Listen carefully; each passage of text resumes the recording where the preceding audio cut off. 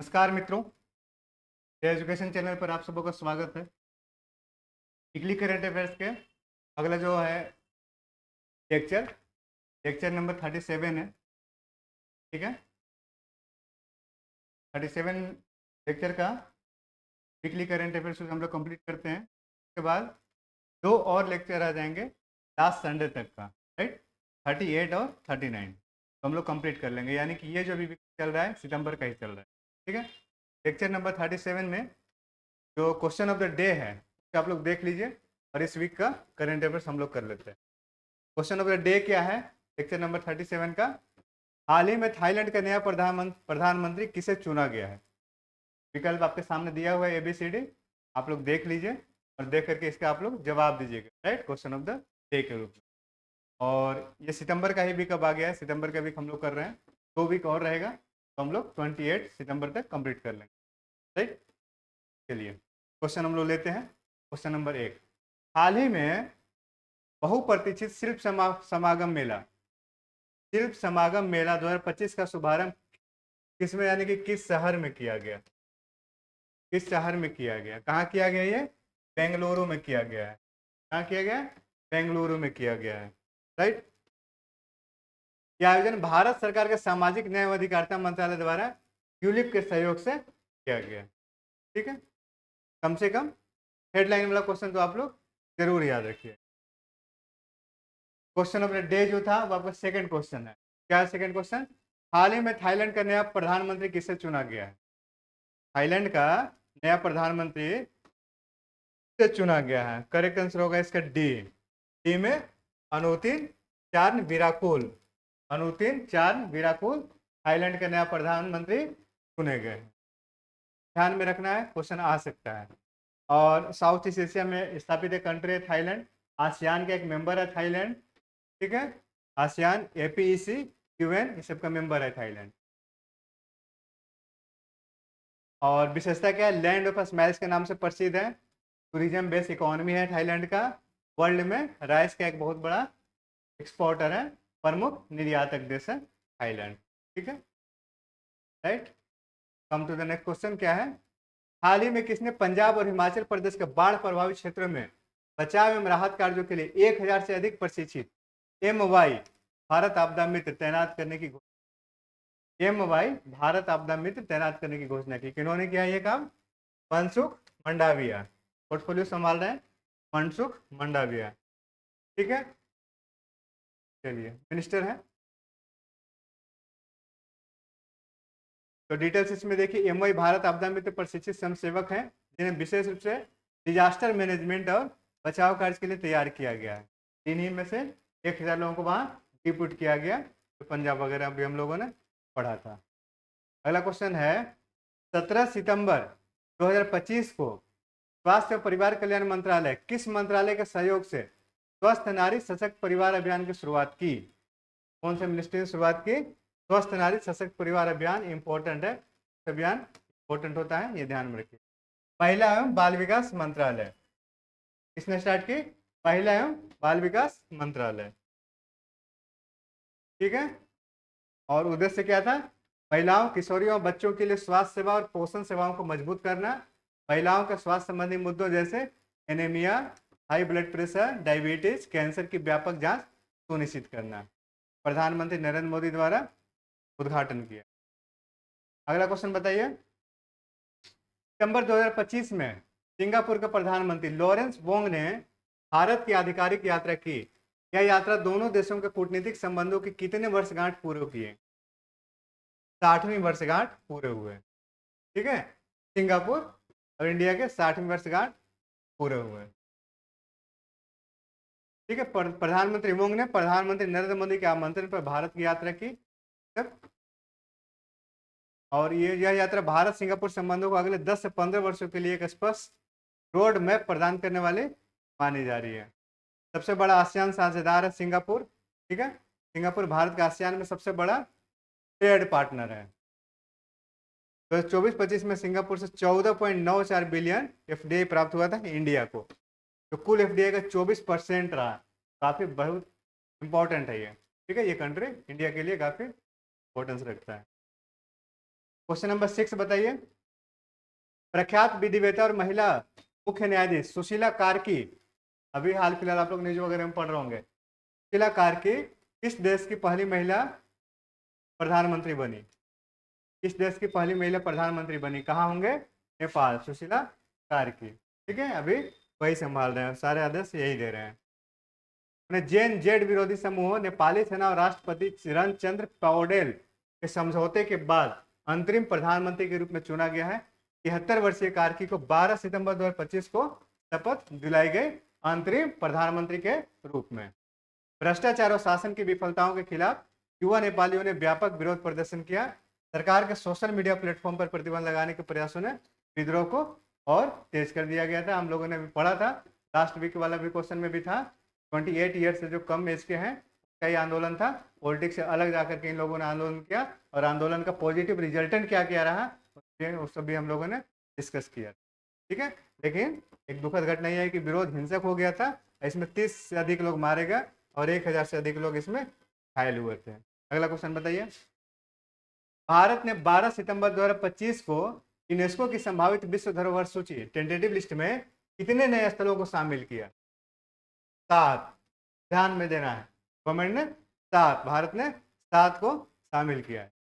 Deccan traps देख लीजिए, Deccan traps हो गया, सेंट मैरी आइलैंड हो गया, मेघालयन युग की गुफाएं, नागा हिल, ओफियोलाइट, एर्रामट्टी डिबालू, तिरुमाला हिल्स, बर्कला क्लिफ, सब इंपॉर्टेंट है, ध्यान में रखना है इसको।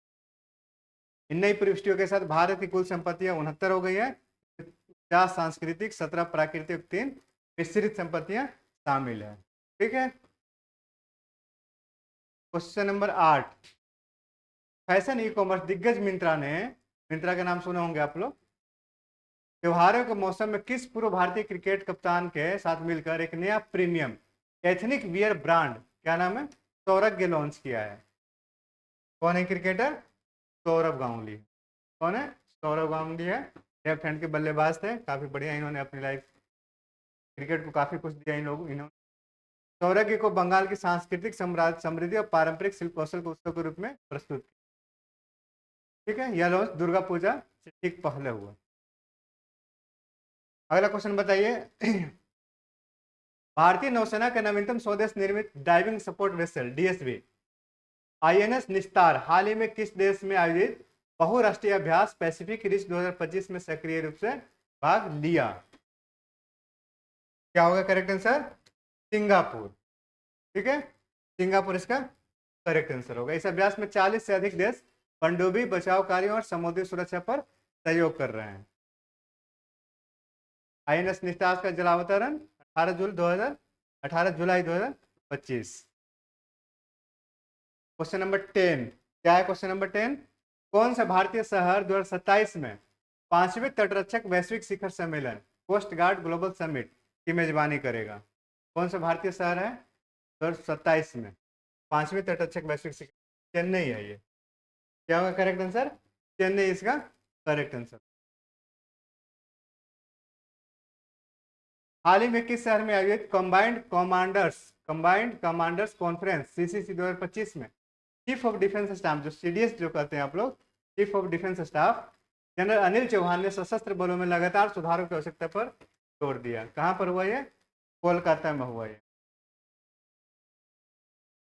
ठीक है, सीडीएस, रक्षा मंत्री, प्रधानमंत्री शामिल होते हैं। कंबाइंड कमांडर्स कॉन्फ्रेंस जो है वार्षिक उच्च स्तरीय बैठक है, तीनों सेनाओं थल वायु नौसेना के शीर्ष कमांडर, सीडीएस, डिफेंस मिनिस्टर और प्राइम मिनिस्टर इसमें शामिल होते हैं। तो सशस्त्र बलों की जो स्ट्रेटेजिक तैयारी है, संयुक्त संचालन क्षमता और भविष्य की योजनाओं की समीक्षा करने के लिए। राइट, क्वेश्चन नंबर 12 बताइएगा। हाल ही में किसे अखिल भारतीय आयुर्वेद संस्थान का नया डायरेक्टर नियुक्त किया गया है? किन्हें बनाया गया है? प्रदीप कुमार प्रजापति जी डायरेक्टर बनाया गया। चलिए कम से कम हेड का याद रखें। किस राज्य के मुख्यमंत्री पुष्कर सिंह धामी ने हल्द्वानी में एशियाई कैडेट कप 2025 का उद्घाटन किया? बताइए कहाँ के हैं पुष्कर सिंह धामी? कहाँ के चीफ मिनिस्टर हैं? उत्तराखंड। राइट, उत्तराखंड के। महिला स्वयं सहायता समूह एसएचजी को पहचान पत्र जारी करने वाला भारत का पहला राज्य कौन बना? तमिलनाडु बना भारत का पहला राज्य एसएचजी को पहचान पत्र जारी करने का। तमिलनाडु महिला स्वयं सहायता समूह एसएचजी सदस्यों को पहचान पत्र जारी करने वाला भारत का पहला राज्य बन गया है। आइए नेक्स्ट क्वेश्चन, क्वेश्चन नंबर 15 देखते हैं। विश्व अल्जाइमर दिवस हर साल कब मनाया जाता है? विश्व अल्जाइमर दिवस हर साल कब मनाया जाता है? कब मनाया जाता है? 21 सितंबर को मनाया जाता है। 21 सितंबर को मनाया जाता है विश्व अल्जाइमर दिवस। इसका उद्देश्य क्या है? अल्जाइमर रोग और अन्य डिमेंशिया से जुड़ी जानकारी फैलाना, समाज में जागरूकता बढ़ाना और रोगियों और उनके परिवारों को सहयोग देना है। राइट। नर्वस सिस्टम संबंधी विकार है, तंत्रिका संबंधी विकार है अल्जाइमर के कारण मस्तिष्क की कोशिकाएं खराब हो जाती है और क्या हो जाती है? मर जाती हैं। के लक्षण क्या है? यादाश्त में कमी, बोलने या लिखने में शब्दों के साथ समस्या, मनोदशा और व्यक्तित्व में बदलाव, समय या स्थान के साथ भ्रम आदि। ठीक है। हाल ही में छत्तीसगढ़ के किस जिले ने 75 ग्राम पंचायतों को बाल विवाह मुक्त घोषित किया? इंपॉर्टेंट है, क्वेश्चन आ सकता है। ठीक है। कौन सा है जिला? सूरजपुर। सूरजपुर जिले ने कितना? 75 ग्राम पंचायतों को बाल विवाह मुक्त घोषित किया है। अच्छा है। हाल ही में किसने बीमा सुगम नामक एकीकृत डिजिटल बीमा प्लेटफॉर्म का अनावरण किया? क्या नाम है? IRDAI। इंश्योरेंस कैसे भी रेगुलेटरी एजेंसी कौन है? IRDAI है, इसीलिए इसका करेक्ट आंसर IRDAI। बीमा सुगम नामक है डिजिटल बीमा प्लेटफॉर्म है। जैसे क्या है? बीमा तक जन सुलभ पहुंच सुनिश्चित करना और बीमा प्रोसीजर में पारदर्शिता और विश्वास को बढ़ावा देना। किस देश ने अमेरिका द्वारा जापान में तैनात किए जा रहे टाइफून मिसाइल प्रणाली को वापस लेने का आग्रह किया है? टाइफून अमेरिका द्वारा जापान में तैनात किए जा रहे हैं, तो कौन करेगा? ऑब्वियस है, कौन करेगा विड्रॉ करने के लिए? चाइना बोलेगा कि विड्रॉ करिए आप इसको सिक्योरिटी पर्पज। टाइफून मिसाइल प्रणाली को अमेरिका ने विकसित किया है। रेजोल्यूट ड्रैगन संयुक्त सैन्य अभ्यास के दौरान पहली बार जापान में टाइफून मिसाइल प्रणाली का अनावरण किया गया। एक मध्यम दूरी की मिसाइल प्रणाली। ठीक है। बाकी मिसाइल के रिगार्डिंग और डिटेल्स है, आप और भी डिटेल्स को पढ़ सकते हैं। किस जोन ने रजत पाटीदार की कप्तानी में साउथ जोन को 6 विकेट से हराकर 2025 दलीप ट्रॉफी, कौन सा? दलीप ट्रॉफी का खिताब अपने नाम किया? बताइए क्या होगा करेक्ट आंसर? दलीप ट्रॉफी का सेंट्रल जोन ने किया। ठीक है। साउथ जोन को 6 विकेट से हराकर, विजेता सेंट्रल जोन, ठीक है, हारने वाला साउथ जोन। और दलीप ट्रॉफी का संबंध किससे होता है? तो क्रिकेट से है, क्रिकेट से है, ये ध्यान में रखना। और इसका नाम महामना दलीप सिंह के सम्मान में रखा गया था। 1961-62 में ये ट्रॉफी शुरू की गई थी, दलीप ट्रॉफी। प्रतिभागी टीम में देख लिए जोन वाइज होते हैं। जोन है north, south, east, west, central, form. ठीक है, ये सब जोन होते हैं। हाल ही में किस देश ने नेट्रॉन झील में बड़े पैमाने पर सोडा ऐश खनन परियोजना को रोक दिया? ठीक है, कौन सा देश है? तंजानिया। स्टॉप किया है तंजानिया ने। नेट्रॉन झील तंजानिया और केनिया की सीमा पर स्थित एक झील है। यह ग्रेट रिफ्ट घाटी की पूर्वी शाखा का। हाल ही में किसने प्रौद्योगिकी को जमीनी स्तर पर अपनाने और बढ़ावा देने के लिए फ्रंटियर 50 पहल शुरू की? फ्रंटियर 50 पहल शुरू की क्या है? नीति आयोग। कब आया था? 1/1/2015 में आया। योजना को रिप्लेस करके नीति आयोग लाया गया था। का उद्देश्य इन झीलों खंडों में विकास की दर बढ़ाने, सरकारी सेवाओं की पहुंच और गुणवत्ता सुधारने और नागरिकों के कल्याण को बेहतर बनाना। क्वेश्चन नंबर 22, किस शहर ने अपने 78वें स्थापना दिवस के मुक्ति दिवस के अवसर पर गोंड जनजाति ने कुसड़ी नामक पारंपरिक नृत्य का प्रदर्शन किया? ठीक है, करेक्ट आंसर क्या होगा? हैदराबाद। किसी के हिसाब से भी इंपॉर्टेंट क्वेश्चन है ये सब, कहाँ पे सब ट्रेडिशनल डांस वगैरह का परफॉर्मेंस किया गया है। हैदराबाद मुक्ति दिवस 17 सितंबर को आयोजित किया जाता है।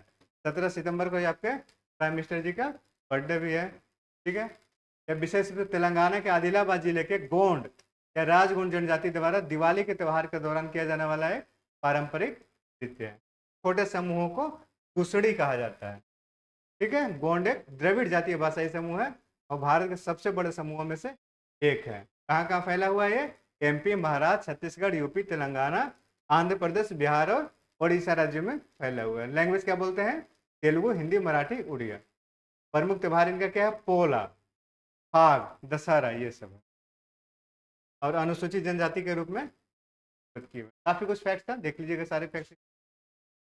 अगला क्वेश्चन है, हाल ही में भारत ने किस स्थल को 2025-26 चक्र के लिए यूनेस्को विश्व धरोहर सूची में शामिल करने के लिए नामांकित किया? यूनेस्को विश्व धरोहर सूची में शामिल करने के लिए नामांकित किया। कौन सा है? सारनाथ। कौन सा है? सारनाथ। सारनाथ वाराणसी से लगभग 10 किलोमीटर उत्तर पूर्व में स्थित बौद्ध धर्म के 4 सबसे पवित्र तीर्थ स्थलों में एक है। यही भगवान बुद्ध ने अपना पहला उपदेश दिया था। सारनाथ को प्राचीन ग्रंथों में मृगदाव या ऋषि पतन कहा गया है। यह स्थान बौद्ध संघ के गठन की साक्षी है। यहाँ बने अशोक स्तंभ वर्तमान में भारतीय गणराज्य का राष्ट्रीय प्रतीक है। सारनाथ कहाँ है? बनारस के पास। और सम्राट अशोक ने सारनाथ को विशेष महत्व दिया। ठीक है, तो स्तंभ लेख है सारनाथ का, वहां पे भी है। राइट। उन्होंने यहाँ सिंह स्तंभ स्थापित किया जो भारत का राज्य है। अशोक ने कई मठ और स्तूप बनवाए जिनमें से धमेक स्तूप सबसे प्रसिद्ध है जो बुद्ध के प्रथम उपदेश का प्रतीक है। कुछ हिस्ट्री के ट्रेडिशनल क्वेश्चन भी इसमें आ गया। अच्छा है। लखनऊ स्थित राष्ट्रीय वनस्पति अनुसंधान संस्थान national botanical research institute NBRI के वैज्ञानिकों ने क्यूस्टोमा पुष्प को किस राज्य में उगाने में सफलता प्राप्त की? क्यूस्टोमा पुष्प कहाँ किया सक्सेस? ओडिशा में। ओडिशा में सफलता प्राप्त हुआ। क्यूस्टोमा को सामान्यतः लिसिएंथस या प्रेरी जेंटियन के नाम से जाना जाता है। ठीक है, जो मुख्य रूप से दक्षिण संयुक्त राज्य अमेरिका, मैक्सिको, कैरिबियन क्षेत्रों में पाई जाती है। तो इंडिया में भी इसका एक तरीके से सक्सेसफुल किया गया है। नेक्स्ट क्वेश्चन 25 बताइए। किस देश ने 2025 में इतिहास रचते हुए दुनिया के पहले AI कृत्रिम बुद्धिमत्ता संचालित कैबिनेट मंत्री डिएला को नियुक्त किया? कृत्रिम बुद्धिमत्ता संचालित कैबिनेट मंत्री डिएला को नियुक्त किया। अल्बानिया ने किया, अल्बानिया ने। यह कदम डिजिटल शासन में नवाचार और भ्रष्टाचार कम करने की दिशा में महत्वपूर्ण माना जा रहा है। प्रधानमंत्री AD रामा ने तिराना में सोशलिस्ट पार्टी की बैठक में डिएला को सार्वजनिक खरीद और निविदाओं का प्रबंधन सौंपा। डिएला कोई मानव मंत्री नहीं है, इसीलिए क्वेश्चन से इंपॉर्टेंट है, ये ध्यान रखना है। डिएला कोई मानव मंत्री नहीं है बल्कि एक आभासी आर्टिफिशियल इंटेलिजेंस बेस्ड अवतार है। अल्बानिया के डिजिटल गवर्नेंस पोर्टल की अल्बानिया में एकीकृत किया गया है। मतलब एक AI बेस्ड, ठीक है, अवतार है। इसी को दे दिया गया एक पोर्टफोलियो दे दिया गया। ठीक है, और उत्पत्ति अल्बानिया भाषा में डिएला का मतलब सूर्य से होता है। क्या रोल रहेगा? पब्लिक जो टेंडर है, सार्वजनिक निविदाओं और खरीद की देखरेख करना, ट्रांसपेरेंसी और निष्पक्षता सुनिश्चित करना काम है। टेक्नोलॉजी का यूज अच्छे तरीके, यदि सक्सेसफुल हो जाए तो काफ़ी अच्छा रहेगा। मानव में जो करप्शन वगैरह है बहुत सारे इसको रोक सकते हैं। टेक्नोलॉजी एब्सोल्यूट रहेगा, करप्शन वगैरह क्या करेगा? 26 क्वेश्चन नंबर 26। RBI ने बैंक नोटों पर जागरूकता बढ़ाने के लिए कौन सा पोर्टल लॉन्च किया? कौन सा किया है? indiancurrency.rbi.gov.org.in, gov नहीं, org.in। ठीक है, यह पोर्टल indiancurrency.rbi.org.in पर उपलब्ध है। उद्देश्य क्या है? जनता में मुद्रा डिजाइन और सुरक्षा विशेषताओं के बारे में जागरूकता बढ़ाना इसका उद्देश्य है। माइक्रोसाइट को वन स्टॉप डेस्टिनेशन के रूप में डिजाइन किया गया। ठीक है, क्वेश्चन नंबर 27 बताइए। हाल ही में संयुक्त राज्य अमेरिका और दक्षिण कोरिया ने किस देश के साथ अपना संयुक्त वायु और नौसैनिक यानी कि एयर भी और नेवल भी दोनों एक्सरसाइज के नाम है फ्रीडम एज। USA हो गया, साउथ कोरिया हो गया, और एक कंट्री इसमें कौन सा आ जाएगा? जापान आ जाएगा। ये तीनों मिलकर के अभ्यास किए, मिलिट्री अभ्यास भी है और आर्मी का भी है और नेवी का भी, दोनों ज्वाइंट है। क्या नाम है? फ्रीडम एज शुरू किया इसने। ठीक है, और यह बड़े पैमाने का अभ्यास उत्तर कोरिया के बढ़ते परमाणु और बैलिस्टिक मिसाइल खतरों के खिलाफ त्रिपक्षीय रक्षा सहयोग को मजबूत करने के उद्देश्य से किया गया है। 15 से 19 सितंबर 2025 ठीक है, स्थान जेजू आइलैंड है, साउथ कोरिया। क्वेश्चन नंबर 28 बताइए। अंतर्राष्ट्रीय मूल्य शिखर सम्मेलन 2025 का आयोजन नई दिल्ली में किया गया, इसका उद्घाटन किसने किया? मूल्य शिखर सम्मेलन कौन किया इसका उद्घाटन? नितिन गडकरी जी किए। उन्होंने किया है, नितिन गडकरी जी किए। पेशेवरों, विशेषज्ञों और नीति निर्माताओं को एक साथ लाकर दक्षता, स्थिरता और आर्थिक लचीलेपन में सुधार के लिए वैल्यू मेथोडोलॉजी, मूल्य पद्धति के अनुप्रयोग पर अंतर्दृष्टि साझा करना। और ऑटोमोबाइल सेक्टर में देखिए, इंडिया जो है जापान को पीछे छोड़कर 3rd नंबर पर आ गया है।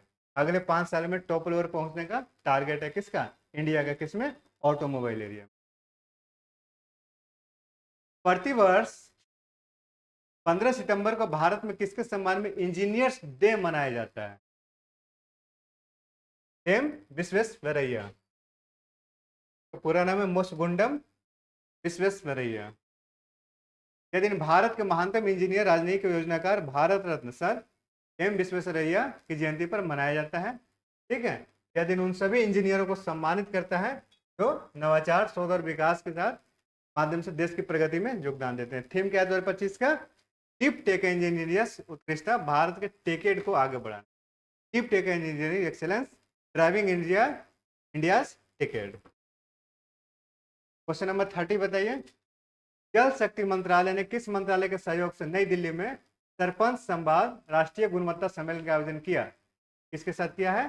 पंचायती राज मंत्रालय के साथ।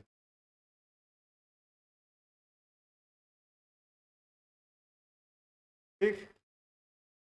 आईएमएफ की एमडी क्रिस्टालिना जॉर्जिवा ने इसी आईएफ में प्रथम उप प्रबंध निदेशक के पद पर नियुक्त करने का प्रस्ताव रखा। किनको रखा है? डैनियल कैड्ज को। आईएमएफ में फर्स्ट रहेंगे ये उप प्रबंध निदेशक के रूप में अपॉइंट किए जाएंगे, डैनियल कैड्ज। ठीक है, और आईएमएफ के एमडी कौन है? Kristalina Georgieva. ये तो काफी दिन से है, ये आप लोग जानते होंगे। इनका नाम रखे डिप्टी के रूप में आ रहे हैं, डैनियल कैड जा रहे हैं। और स्थापना कब हुआ था आईएमएफ का? 1944 में ब्रेटन वुड्स सम्मेलन में हुआ था, है ना। 1945 से संचालन शुरू हो गया था। हेडक्वार्टर वाशिंगटन डीसी है। मेंबर कंट्री टोटल 2025 तक 190 है, 190। ठीक है, और ये भी ध्यान रखिएगा, कार्य क्या है? वैश्विक मुद्रा विनिमय दरों की स्थिरता निश्चित करना, बैलेंस ऑफ पेमेंट जो होता है, भुगतान संतुलन संकट में अल्पकालिक ऋण सहायता भी प्रदान करता है आईएमएफ। क्वेश्चन नंबर 32 बताइए। भारत की ऊर्जा सुरक्षा को मजबूत करने और जीवाश्म ईंधन पर निर्भरता कम करने के प्रयास में प्रधानमंत्री नरेंद्र मोदी ने किस राज्य में भारत का तथा विश्व का पहला, बहुत इंपॉर्टेंट, विश्व का पहला बांस आधारित एथेनॉल प्लांट का उद्घाटन 14 सितंबर 2025 को किया? विश्व का भी पहला, भारत का तो पहला है ही है। कहाँ किया है? असम में किया। कहाँ किया? असम में किया। ठीक है, बायोएथेनॉल प्राइवेट लिमिटेड द्वारा नुमालीगढ़ रिफाइनरी लिमिटेड, फिनलैंड की फोर्टम और चैम्पोलिस ओवाई के संयुक्त उपक्रम ज्वाइंट वेंचर में बनाया गया है। जीरो वेस्ट सुविधा है ये। प्रतिवर्ष 48,900 मीट्रिक टन एथेनॉल का उत्पादन करेगा। क्वेश्चन नंबर 33 बताइए। विश्व ओजोन दिवस की स्थिति को मनाया जाता है, कब मनाया जाता है? ये तो बहुत आसान सा क्वेश्चन है, जानते होंगे आप लोग। 16 सितंबर को मनाया जाता है। उद्देश्य क्या है? लोगों में ओजोन परत के क्षरण के बारे में जागरूकता फैलाना है। थीम क्या है? विज्ञान से वैश्विक कार्रवाई। पहला ओजोन विश्व ओजोन दिवस कब मनाया गया था? 1994 में, 1994 में मनाया। हाल ही में विश्व मुक्केबाजी चैंपियनशिप 2025 का आयोजन कहाँ हुआ?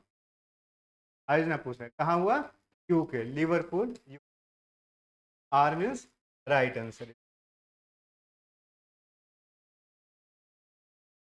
भारत 15 से 19 सितंबर 2025 तक किस शहर में अंतर्राष्ट्रीय इलेक्ट्रो टेक्निकल आयोग की 89वीं आम बैठक की मेजबानी किया? कहाँ हुआ ये? नई दिल्ली में। ठीक है, केंद्रीय उपभोक्ता मामले और नवीन और नवीकरणीय ऊर्जा मंत्री प्रहलाद जोशी इसका उद्घाटन करेंगे, मतलब कर चुके हैं। हाल ही में कोलकाता स्थित जीआरएससी द्वारा निर्मित किस पनडुब्बी रोधी युद्धक जहाज को नेवी में सौंपा गया? कौन सा है? आंद्रोथ। क्या नाम है? आंद्रोथ। ध्यान में रखना है इन सब चीजों को। ठीक है, पनडुब्बी रोधी युद्धपोत, ठीक है। ASW है, एंटी सबमरीन वारफेयर शिप है। 77 मीटर इसका लेंथ है। उपकरण और हथियार क्या है, इसमें टारपेडो लगा हुआ है, SW रॉकेट है, उन्नत सोनार है, ये सब इसमें यूज किया गया है। और स्वदेशी 80% स्वदेशी सामग्री का उपयोग हुआ है, राइट। हाल ही में केंद्रीय गृह और सहकारिता मंत्री कौन, होम मिनिस्टर आपके श्री अमित शाह ने गुजरात के किस शहर में लगभग 825 करोड़ की लागत से निर्मित वीर सावरकर खेल परिसर का उद्घाटन किया। कहाँ किए हैं, अहमदाबाद में वीर सावरकर खेल परिसर का उद्घाटन किया, ठीक। इथियोपिया के प्रधानमंत्री अभी अहमद ने ब्लू नील नदी पर अफ्रीका की सबसे बड़ी जल विद्युत परियोजना, अफ्रीका की सबसे बड़ी है, ग्रैंड इथियोपियन रेनेसा बांध का उद्घाटन किया है। कि कैपेसिटी कितनी है, क्षमता कितनी, 5000 से ऊपर है, 5150 मेगावाट की क्षमता है। अफ्रीका की सबसे बड़ी ये परियोजना है, ठीक है। 4 अरब डॉलर का इसका कॉस्ट है। इथियोपिया की बिजली जरूरत और क्षेत्रीय बिजली निर्यात के लिए इंपॉर्टेंट है, ब्लू नील नदी पर। अमेरिकी राष्ट्रपति अमेरिकी बहुराष्ट्रीय वैश्विक निवेश बैंकर और वित्तीय सेवा प्रदाता कौन सा, मॉर्गन स्टैनली के अनुसार भारत किस वर्ष तक जापान और जर्मनी को पीछे छोड़कर दुनिया की तीसरी सबसे बड़ी अर्थव्यवस्था बन जाएगा। इंपॉर्टेंट है, ठीक है, ध्यान में रखना। मॉर्गन स्टैनली का कब तक का है, 2028 का टारगेट उन्होंने सोचा है।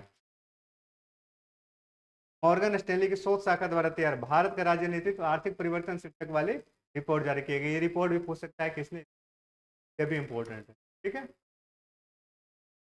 और बताया गया कि इंडिया जो है 2035 तक भारतीय GDP दोगुना होकर 10.6 ट्रिलियन डॉलर हो जाएगा। और IMF के अनुसार भारतीय अर्थव्यवस्था 2028 तक तीसरी सबसे बड़ी अर्थव्यवस्था बन जाएगी, राइट। यूक्रेन ने पहली स्वदेशी क्रूज मिसाइल फ्लेमिंगो का सफल परीक्षण, ठीक है। क्वेश्चन है किसने किया फ्लेमिंगो का, क्वेश्चन में आंसर है इसका, यूक्रेन ने किया। फ्लेमिंगो का सफल परीक्षण किसने किया, यूक्रेन ने किया।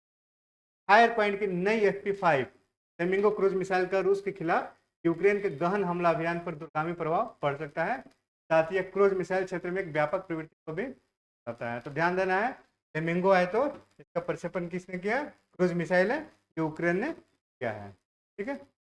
इसलिए यूक्रेन की फायर पॉइंट रक्षा कंपनी द्वारा विकसित किया गया है। 3000 किलोमीटर की इसका कथित मारक क्षमता है और 1150 किलोग्राम के वार 6000 किलोग्राम के टेको भार के साथ किया जाए, ठीक है। क्रूज मिसाइल है। तो ये हमारा लेक्चर 37 था, है ना। उस वीक के सारे क्वेश्चंस कंप्लीट हो गए हैं। तो ये क्लास देखने के लिए थैंक यू। और अब हमारे 2 लेक्चर्स और आ जाएंगे, लेक्चर्स रेडी हैं। Lecture number 38, lecture number 39 lecture जो है आपका लास्ट संडे तक रहेगा, है ना, जो अभी कमिंग कल संडे तक का लेक्चर नंबर 39 और बीच में 38, यानी कि 2 लेक्चर और हमारे छूट गए थे, 2 लेक्चर और हमारे हो जाएंगे, तो हमारा क्लास पूरा कंप्लीट हो जाएगा। क्लास देखने के लिए बहुत बहुत धन्यवाद, थैंक यू।